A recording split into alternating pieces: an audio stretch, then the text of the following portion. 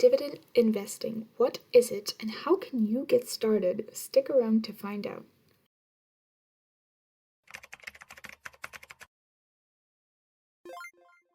If you like to watch finance videos like me here on YouTube, maybe you've come across various videos of different people explaining that they make thousands each year. Most of these videos just assume that you know what this is, and when I first started, I didn't know anything about it. So, if you're interested in finding out more, this video is for you. So I will be explaining what dividend investing is, how you can get started with this type of investing, and I will also be looking at the whole dividend versus growth debate. So what is dividend investing, or rather dividend stocks? So let's say you buy a share of a company. Even if it's a really small share, you are strictly speaking an owner of that company.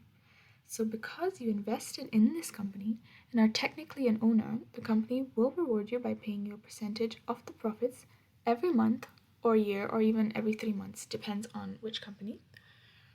The next question is, how can you get started investing in these dividend stocks? Well, you need to use a platform. So there are many platforms to choose from. Some of the most popular ones that I've noticed are Fidelity and Robinhood.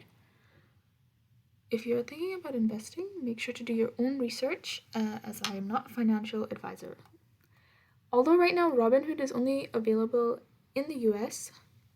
Now let's look at growth versus dividend stocks. Growth stocks tend to be stocks which increase in capital value rather than paying you income.